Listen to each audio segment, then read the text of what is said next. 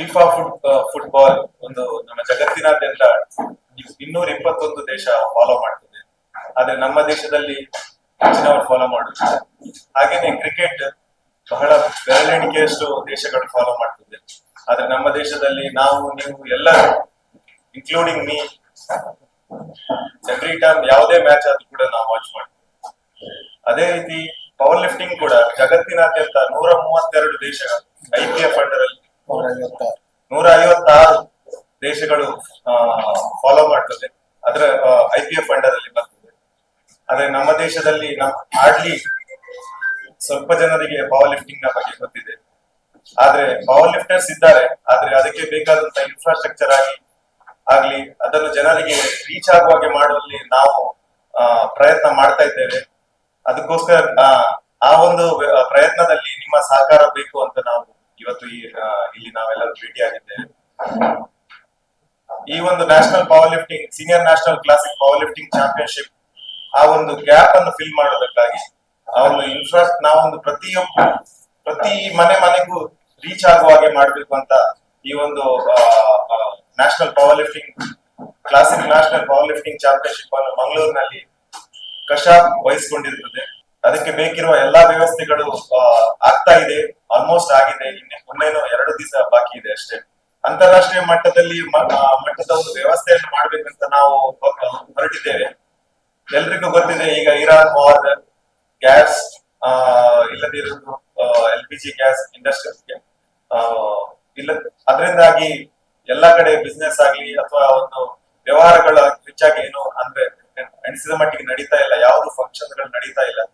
But ಆದ್ರೂ ಏನು promise ಮಾಡಿದ್ದೇವೆ ಕಶಾ ಫಿಟ್ನೆಸ್ ವತಿಯಿಂದ, ಅದಕ್ಕಿಂತ ಇನ್ನೂ ಒಂದು ಮಟ್ಟ ಜಾಸ್ತಿಯಾಗಿ ಹೆಚ್ಚಿನಲ್ಲಿ ನಾವು ಅದನ್ನು ಚೆನ್ನಾಗಿ ಮಾಡಿಕೊಡ್ತೇವೆ ಅಂತ ಹೇಳಿ ನಾನು ಕಶಾ ಫಿಟ್ನೆಸ್ ವತಿಯಿಂದ ಅಸೋಸಿಯೇಷನ್ಗೂ ಹಾಗೂ ಇಲ್ಲಿ ಎಲ್ಲ ಮಾಧ್ಯಮ ಮಿತ್ರರಿಗೂ ನಾನು ಈ ಮೂಲಕ ತಿಳಿಸ್ಲಿಕ್ಕೆ ಇಷ್ಟಪಡ್ತೇನೆ. ಪವರ್ ಲಿಫ್ಟಿಂಗ್ ಅನ್ನು ನಾವು ಒಂದು ಉದಾಹರಣೆ ಕೊಡ್ಬೇಕಂತ ಹೇಳಿದ್ರೆ, ನಾನು ಕ್ರಿಕೆಟ್ ಅನ್ನು ಗ್ರೌಂಡ್ ಅಲ್ಲಿ ನಾನು ವಾಚ್ ಮಾಡಿದ್ದೀನಿ. IPL ಕ್ರಿಕೆಟ್ ಅದನ್ನು ಟಿವಿಯಲ್ಲಿ ನೋಡೋದಕ್ಕೆ ತುಂಬಾ ವ್ಯತ್ಯಾಸ ಇದೆ. ಗ್ರೌಂಡ್ ಅಲ್ಲಿ ನೋಡುವಾಗ ನಮ್ಗೆ ಅದು ಅಷ್ಟು ಮಜಾ ಬರುದಿಲ್ಲ.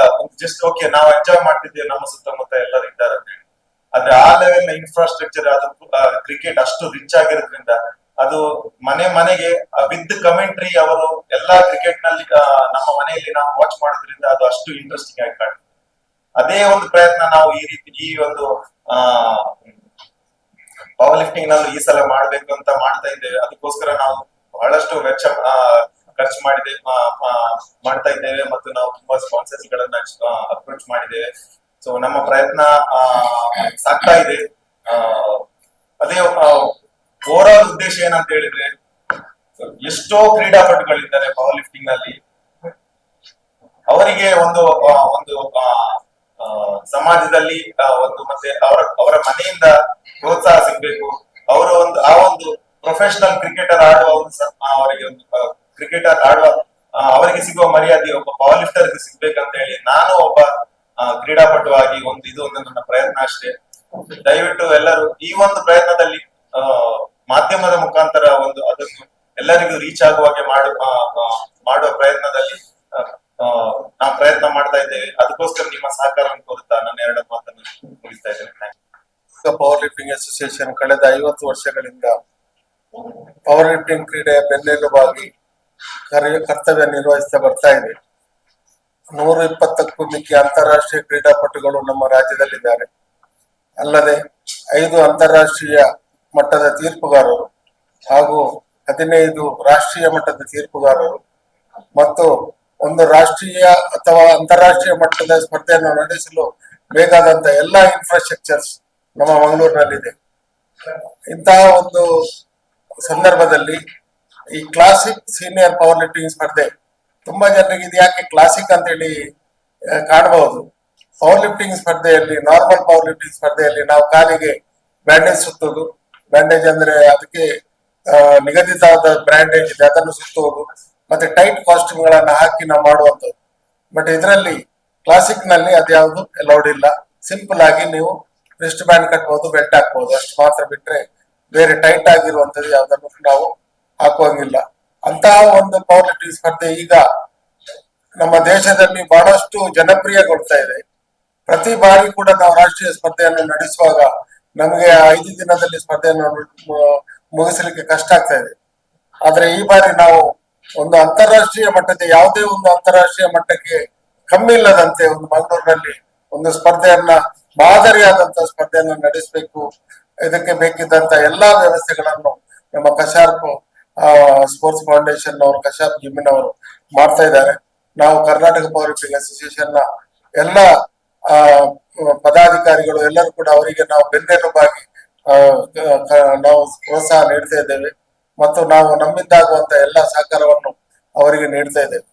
ಈಗ ನಮ್ಮ ಇವರು ಹೇಳಿದಾಗ, ಪ್ರದೀಪ್ ಅವರು ಹೇಳಿದಾಗೆ, ನಮಗೆ ನಿಜವಾಗಿ ಕೂಡ ನಾವು ಬೇರೆ ಯಾವುದೇ ಕ್ರೀಡೆಗೆ ಹೋಲಿಸಿದರೆ ನಮ್ಮ ದೇಶಕ್ಕೆ ಅತಿ ಹೆಚ್ಚು ಪದಕಗಳನ್ನು ತರುವಂತ ಕ್ರೀಡೆ ಅಂತ ಹೇಳಿದ್ರೆ ಅದು ಪವರ್ ಲಿಫ್ಟಿಂಗ್ ಮಾತ್ರ. ಇದನ್ನು ನಾವು ತುಂಬಾ ಸಂತೋಷದಿಂದ ಹೆಮ್ಮೆಯಿಂದ ಹೇಳಲಿಕ್ಕೆ ಇಚ್ಛೆ ಪಡ್ತೇವೆ. ಆದರೆ ನಮಗೆ ಸಿಗುವಂತ ಪ್ರಚಾರ, ನಮಗೆ ಸಿಗುವಂತಹ ಒಂದು ಆ ಬೆಂಬಲ ಪತ್ರಿಕೆಯವರಿಂದಾಗ್ಲಿ ಮಾಧ್ಯಮದಿಂದಾಗ್ಲಿ ತುಂಬಾ ಕಡಿಮೆ ಅಂತ ಹೇಳಿ ನಮಗೆ ಅನಿಸ್ತದೆ. ಈ ನಿಟ್ಟಿನಲ್ಲಿ ನಾವು ನಮ್ಮೆಲ್ಲರ ಹತ್ರ ಪ್ರಾರ್ಥನೆ ಏನಂತ ಹೇಳಿದ್ರೆ, ಸ್ಪರ್ಧೆಗೆ ಬನ್ನಿ, ಅದನ್ನು ನೋಡಿ, ಅಲ್ಲಿ ಮಾಡುವಂತಹ ಪ್ರತಿ ಒಂದು ಲಿಫ್ಟ್ ಅನ್ನು ಸ್ವಲ್ಪ ಗಮನಿಸಿ.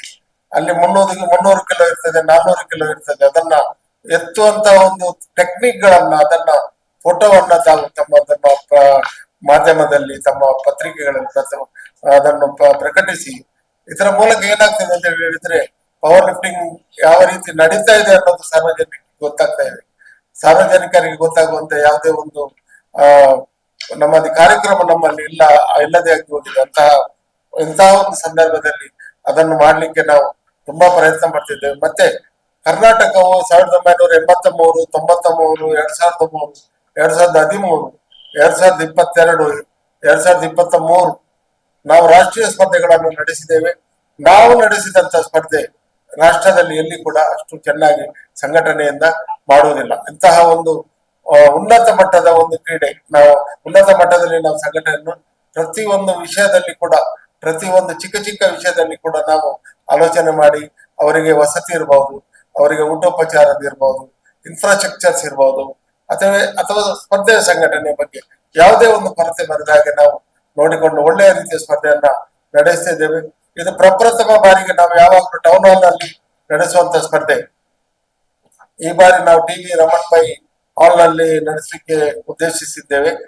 ಇಲ್ಲಿ ಸಾಧಾರಣ 300ಕ್ಕೂ ಮಿಕ್ಕಿ ಸ್ಪರ್ಧಾಳುಗಳು ಭಾಗವಹಿಸುವಂತ ನಿರೀಕ್ಷೆ ಇದೆ. 100ಕ್ಕೂ ಮಿಕ್ಕಿ ತೀರ್ಪುಗಾರರು ವಿವಿಧ ದೇಶದ ವಿವಿಧ ಭಾಗಗಳಿಂದ ಬರುವವರಿದ್ದಾರೆ. ಎಲ್ಲರಿಗೂ ಕೂಡ ನಾವು ಉತ್ತಮವಾದಂತಹ ಊಟೋಪಚಾರದ ವ್ಯವಸ್ಥೆಯನ್ನು ಮತ್ತು ವಸತಿ ವ್ಯವಸ್ಥೆಯನ್ನು ಮಾಡಿದ್ದೇವೆ, ಈಗಾಗಲೇ ಮಾಡಿದ್ದೇವೆ. ಸೋಮವಾರದಿಂದ ಟೀಮ್ ಬರ್ಲಿಕ್ಕೆ ಪ್ರಾರಂಭ ಆಗ್ತದೆ. ಈಗ ಒಂದು ಹಳೆಯ ಟ್ರೆಂಡ್ ಹೋಗಿದೆ. ಏನಂತ ಹೇಳಿದ್ರೆ, ಈಗ ಮೊದಲು ಎಲ್ಲಾ ಟೀಮ್ಗಳು ಒಟ್ಟಿಗೆ ಟ್ರೈನ್ ನಲ್ಲಿ ಬರುವುದು, ಆಮೇಲೆ ಒಂದು ಮಾರ್ಚ್ ಫಾಸ್ಟ್, ಅವರೆಲ್ಲ ಬಂದ ನಂತರ ನಾವು ಒಂದು ಮಾರ್ಚ್ ಫಾಸ್ಟ್ ಮಾಡೋದು. ಈಗ ಕ್ರೀಡೆಯ ಸ್ಟ್ಯಾಂಡರ್ಡ್ ಅಂತ ಹೇಳ್ಬಹುದು, ಅಥವಾ ನಮ್ಮ ಹುಡುಗರ ಸ್ಟ್ಯಾಂಡರ್ಡ್. ಯಾವ ದಿನ ಕಾಂಪಿಟೇಷನ್ ಇದೆ ಆದಾಗ ಅದಕ್ಕೆ ಒಂದು ದಿನ ಮುಂದೆ ಬರ್ತಾರೆ, ಮೊದಲನೇ ದಿನ ಬರ್ತಾರೆ. ಕಾಂಪಿಟೇಷನ್ ಆದ ಕೂಡಲೇ ಅವರು ಹೊರಟ್ಬಿಡ್ತಾರೆ. ಸೊ ಅದರಿಂದ ನಮಗೆ ಮಾರ್ಚ್ ಫಾಸ್ಟ್ ಮಾಡ್ಲಿಕ್ಕೆ ಅಷ್ಟು ಸವಲತ್ತಿಲ್ಲ, ಎಲ್ಲ ಟೀಮ್ಗಳು ಬರ್ತಾ ಇಲ್ಲ. ಆದ್ರೆ ನಾವು ಪ್ರತಿ ತಂಡದಿಂದ 5ರನ್ನು ಆಯ್ಕೆ ಮಾಡಿ ಒಂದು ಚಿಕ್ಕ ಒಂದು ಮಾರ್ಚ್ ಫಾಸ್ಟ್ ಮಾಡುವಂತ ಒಂದು ವ್ಯವಸ್ಥೆಯನ್ನು ಮಾಡ್ತಾ ಇದ್ದೇವೆ. ಸೊ ಆ ಒಂದು ಮಾರ್ಚ್ ಫಾಸ್ಟ್ ಕೂಡ ತಾವೆಲ್ಲರೂ ಹೆಚ್ಚಿನ ಪ್ರಚಾರವನ್ನು ನೀಡಬೇಕು. ಮತ್ತು ಈ ಸ್ಪರ್ಧೆಗೆ ನಾವು 5 ದಿನ ಕೂಡ ಎಲ್ಲರೂ ಭಾಗವಹಿಸಬೇಕು. ನಿಮಗಾಗಿ ನಾವು ಬೇರೆ ಒಂದು ಆಸನ ವ್ಯವಸ್ಥೆಯನ್ನು ಮಾಡ್ತೇವೆ. ಅಲ್ಲಿ ನಿಮಗೆ ರಿಸಲ್ಟ್ ಇತ್ತು. ಪ್ರತಿಯೊಂದು ವಿಷಯದಲ್ಲಿ ಕೂಡ ನಮ್ಮ ಪ್ರದೀಪನ್ನ ಅಥವಾ ನಮ್ಮನ್ನು ಯಾರನ್ನು ಕೂಡ ಕಾಂಟ್ಯಾಕ್ಟ್ ಮಾಡಿದಲ್ಲಿ ನಿಮ್ಗೆ ಸಂಪೂರ್ಣವಾದಂತಹ ವಿವರವನ್ನು ನಾವು ನೀಡ್ತೇವೆ. ಅದನ್ನು ನೀವು ಯಾವುದೇ ಒಂದು ಸಂದರ್ಭದಲ್ಲಿ ಅಥವಾ ಅದರ ಮರುದಿವಸ ಅದನ್ನು ದಯವಿಟ್ಟು ಪತ್ರಿಕೆಗಳಲ್ಲಿ ಮತ್ತು ಮಾಧ್ಯಮದಲ್ಲಿ ಪ್ರಕಟಿಸಬೇಕು. ಈ ಪವರ್ ಲಿಫ್ಟಿಂಗ್ ಕ್ರೀಡೆ ಹೆವಿಯಸ್ಟ್ ಭಾರವನ್ನು ಎತ್ತುವಂತ ಒಂದು ಕ್ರೀಡೆ.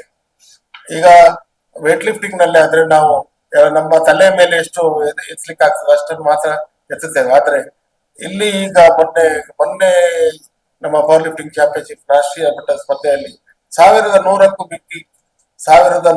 ಮಿಕ್ಕಿ ಕೆಜಿ ವೇಟ್ಸ್ ಅನ್ನು ಎತ್ತಿದ್ದಾರೆ. ಅಂದ್ರೆ ಸ್ಪಾಟ್ ಅಲ್ಲಿ ಬೇರೆ, ಬೆಂಚ್ ಪ್ರೆಸ್ ಅಲ್ಲಿ ಬೇರೆ, ಡೆಡ್ ಲಿಫ್ಟ್ ಬೇರೆ, 3 ಸೇರಿಸಿದಾಗ 1100ವರೆಗೆ ಎತ್ತಿದ್ದಾರೆ. ಇದು ಕ್ಲಾಸಿಕ್ ಆಗಿದ್ರಿಂದ ಇದೊಂದು 800-900ವರೆಗೆ ಎತ್ತುವಂತ ಸಾಧ್ಯತೆ ಇದೆ. ಒಳ್ಳೆಯ ರಾಷ್ಟ್ರೀಯ ಮಟ್ಟದ ಮತ್ತು ಅಂತಾರಾಷ್ಟ್ರೀಯ ಮಟ್ಟದ ಪೀಕ್ ಲಿಫ್ಟರ್ಸ್ ಇದರಲ್ಲಿ ಬರ್ತಾರೆ. ಅವರಿಗೆ ಮತ್ತೆ ಈ ಒಂದು ಸ್ಪರ್ಧೆಯಿಂದ ನಾವು ಮುಂದೆ ಬರುವಂತಹ ವಿಶ್ವ ಪವರ್ ಲಿಫ್ಟಿಂಗ್ ಸ್ಪರ್ಧೆ ಲಿಥುವೇನಿಯಾದಲ್ಲಿ ನಡೆಯಲಿಕ್ಕಿದೆ. ಇದರಲ್ಲಿ ನಮ್ಮ ಭಾರತ ತಂಡವನ್ನು ಕೂಡ ಆಯ್ಕೆ ಮಾಡ್ತಾ ಇದ್ದೇವೆ. ನಮ್ಮ ಪವರ್ ಲಿಫ್ಟಿಂಗ್ ನಲ್ಲಿ ನಾನು ಹೇಳಿದಾಗೆ ಮೆಡಲ್ ಅಂತೂ ಬರ್ತಾ ಇದೆ. ಆದ್ರೆ ಇತ್ತೀಚೆಗೆ ನಮ್ಮ ಕ್ರೀಡಾಪಟುಗಳು, ದೇಶದ ಕ್ರೀಡಾಪಟುಗಳು ಹಲವಾರು ಜನ ವರ್ಲ್ಡ್ ರೆಕಾರ್ಡ್ ಅನ್ನು ಕೂಡ ಮಾಡಿದ್ದಾರೆ, ಈಗಲೂ ಮಾಡ್ತಾ ಇದ್ದಾರೆ. ತಮಗೆ ಗೊತ್ತಿರ್ಬೋದು, ನಮ್ಮ ಮಂಗಳೂರಿನ ಆದರ್ಶ್ ಹತ್ತವರು ಅವರು ನಮ್ಮ ಮೊನ್ನೆ ಜೂನಿಯರ್ ವರ್ಲ್ಡ್ ಚಾಂಪಿಯನ್ಶಿಪ್ ಅಲ್ಲಿ ಅವರು ವರ್ಲ್ಡ್ ರೆಕಾರ್ಡ್ ಅನ್ನು ಮಾಡಿದ್ದಾರೆ. ಅವರಿಗೆ ಈಗ ರೈಲ್ವೆಯಲ್ಲಿ ಜಾಬ್ ಆಗಿದೆ. ಬೇಕಾದಷ್ಟು ಉದ್ಯೋಗದ ಅವಕಾಶ ಕೂಡ ಇದೆ. ಬೇಕಾದಷ್ಟು ಜನ ಉದ್ಯೋಗವನ್ನು ಪಡೆಯುತ್ತಾ ಅವರು ಕೆಲಸ ಮಾಡ್ತಾ ಇದ್ದಾರೆ. ಅರಣ್ಯ ಇಲಾಖೆಯಲ್ಲಿ ಇದೆ. ಈಗಾಗಲೇ ಸರ್ಕಾರವು 2% ಸರ್ಕಾರಿ ಹುದ್ದೆಗಳಲ್ಲಿ ಕ್ರೀಡೆಗೆ 2% ಮೀಸಲಾಗಿಟ್ಟಿದೆ. ಸೊ ಅದರಲ್ಲಿ ಕೂಡ ನಾವು ಪವರ್ ಲಿಫ್ಟರ್ಸ್ ಅನ್ನು ಕೂಡ ನಾವು ಅವರ ಗಣನೆಗೆ ತೆಗೆದುಕೊಂಡಿದ್ದಾರೆ. ಸೊ ಈ ರೀತಿಯಲ್ಲಿ ನಡೆಯುವಂತಹ ಒಂದು ಉತ್ತಮ ಮಟ್ಟದ ಸ್ಪರ್ಧೆಗೆ ತಾವೆಲ್ಲರೂ ಕೂಡ ಹೆಚ್ಚಿನ ಪ್ರೋತ್ಸಾಹ ಸಹಕಾರ ನೀಡಬೇಕಾಗಿ ಈ ಸಂದರ್ಭದಲ್ಲಿ ತಮ್ಮೆಲ್ಲರ ಹತ್ರ ನಾನು ವಿನಂತಿ ಮಾಡಿಕೊಳ್ತಾ ಇದ್ದೇನೆ. 100% ಟೆಸ್ಟ್ ಆಗ್ತದೆ. ಮತ್ತೆ ಅವರು ಸೆಮಿನಾರ್ ಮಾಡ್ತಾರೆ ಫಸ್ಟಿಗೆ 25th ಈವ್ನಿಂಗ್ 5 o'clock. ಅದರಲ್ಲಿ ನಮಗೆ ಪ್ರತಿಯೊಂದು ಹುಡುಗ ನಮ್ಮ ಲಿಫ್ಟರ್ಸ್ನವರಿಗೆ ಡೋಪ್ನ ಬಗ್ಗೆ ತಿಳಿಸ್ಕೊಡ್ತಾರೆ. ಮತ್ತೆ ಯಾವ್ದಾವ್ದು ಡೋಪ್ ಎಲ್ಲ ತಗೊಳ್ಬಾರ್ದು ಅನ್ನೋದನ್ನ ಒಂದು ಚಿಕ್ಕ ಅವೇರ್ನೆಸ್ ಕೊಡ್ತಾರೆ. ಅದರ ನಂತರ ಡೋಪ್ ಕಂಪಲ್ಸರಿ ಆಗಿ ಆಗ್ತದೆ, ಅವರೇ ಆಯ್ಕೆ ಮಾಡ್ತಾರೆ. ಅದಕ್ಕೆ ಆದ್ರೆ ನಮ್ಗೆ ಯಾವ್ದು ಅದರಲ್ಲಿ ಹಸ್ತಕ್ಷೇಪ ಮಾಡ್ಲಿಕ್ಕೆ ಆಗುದಿಲ್ಲ. ಅದು ಬೇರೆ ಗವರ್ಮೆಂಟ್ ಬಾಡಿ, ನಮಗೂ ಅದಕ್ಕೂ ಯಾವ್ದು ಸಂಬಂಧ ಇಲ್ಲ. ಅವರಿಗೆ ನಾವು ಇನ್ವಿಟೇಷನ್ ಕೊಡ್ಬೇಕು. ಚಾಂಪಿಯನ್ಶಿಪ್ ಆಗುವ ಅವರು ಅವರ ಟೀಮ್ ತಕೊಂಡ್ ಬರ್ತಾರೆ. ಮತ್ತೆ ಅವರು ನಾವು ಇಂಥ ದಿನ ಸೆಮಿನಾರ್ ಮಾಡ್ತೇವೆ ಅಂತ ಹೇಳ್ತಾರೆ. ಸೊ 25th ಗೆ ಸೆಮಿನಾರ್ ಇದೆ. ಆ ಸೆಮಿನಾರ್ ಅಲ್ಲಿ ಕೂಡ ಎಲ್ಲರೂ ಲಿಫ್ಟರ್ಸ್ ಭಾಗವಹಿಸಬೇಕಾಗ್ತದೆ. ಮತ್ತೆ ನಾವು ಅದೇ ರೀತಿ ಅವರು ಮೀನ್ ಟೈಮ್ ಅವರು ಡೋಪಿಗೆ ಜನರನ್ನು ಕರಿತಾ ಇರ್ತಾರೆ. ಚಾಂಪಿಯನ್ಸ್ ಇರ್ಬೋದು, ಅವರಿಗೆ ಇದು ಬಂದಾಗೆ ಅದು ನಮ್ಮ ಹಸ್ತಕ್ಷೇಪ ಏನಿಲ್ಲ. ಅದ್ರಲ್ಲಿ ಅವ್ರೇನ್ ಮಾಡ್ತಾರೆ ಅಂದ್ರೆ ಇಲ್ಲಿ ಫಸ್ಟ್ ಸೆಕೆಂಡ್ ಬಂದವರನ್ನ ಅವರ ನಾಡ ಡೆಲ್ಲಿಗೆ ತಿಳಿಸ್ತಾರೆ, ಇಂಥ ಫಸ್ಟ್ ಸೆಕೆಂಡ್ ಬಂದಿದ್ದಾರೆ. ಸೊ ಅವರ ಬಾಡಿ ವೇಟ್ ಮತ್ತೆ ಇದನ್ನು ನೋಡಿಕೊಂಡು ಅವ್ರದೇ ಯಾವ್ದೋ ಒಂದು ಕ್ಯಾಲ್ಕುಲೇಷನ್ ಇದೆ, ಅದರ ಪ್ರಕಾರ ಅವರು ಡೋಪಿಗೆ ಕರೀತಾರೆ. ಇದರಲ್ಲಿ ಓದಿ ಹೇಳಿ ನೋಡಿ. ವೆಸ್ಟ್ ಬೆಂಗಾಲ್, ವಿದರ್ಭ, ಉತ್ತರ ಪ್ರದೇಶ್, ತಮಿಳುನಾಡು, ರಾಜಸ್ಥಾನ್, ಒಡಿಶಾ, ಮಿಜೋರಾಂ, ಮಣಿಪುರ್, ಮಹಾರಾಷ್ಟ್ರ, ಮಧ್ಯಪ್ರದೇಶ್, ಹಿಮಾಚಲ್, ಹರಿಯಾಣ, ಡೆಲ್ಲಿ, ಅರುಣಾಚಲ್ ಪ್ರದೇಶ್, ಗೋವಾ, ಜಾರ್ಖಂಡ್, ಕೇರಳ. ಮಿಜೋರಾಂ ಟೀಮ್ ಬಾರಿ ಚೆನ್ನಾಗಿದೆ, ಸ್ಟ್ರಾಂಗ್. ಬೇರೆ Bihar. Kashar Fitness, one of the directors, I'm Dr. Savil Unchil, and my husband Mr. Anand, both are directors of Kashar. And we are hosting the Senior National Classic Powerlifting Championship in 2026 this year from 24th to 28th of March. It's glad and it's our privilege that we are hosting one of the most prestigious powerlifting competition, national level powerlifting competition this year. I hope this event is going to be a great success, and we expect a lot of participants all over India to be participating, and also the international guests as well. ಸುದ್ದಿ channel, ಕ್ಷಣ ಕ್ಷಣದ ಸುದ್ದಿಗಾಗಿ. ಅತ್ತೆ, ಇದು ನನ್ನ birthday gift. ಇದೆಲ್ಲ ಜೀವನದಲ್ಲಿ ನನಗೋಸ್ಕರ ತಗೊಂಡ್ಬಂದಿದ್ದಾರೆ. ನಿನ್ ಮೇಲೆ ತುಂಬಾ ಚೆನ್ನಾಗಿ ಕಾಣುತ್ತೆ. ಇದು ತುಂಬಾ ಚೆನ್ನಾಗಿದೆ ಅಲ್ವಾ? ತುಂಬಾ ಚೆನ್ನಾಗಿದೆ.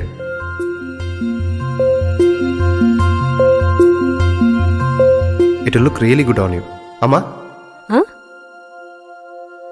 Mother is always son's first love.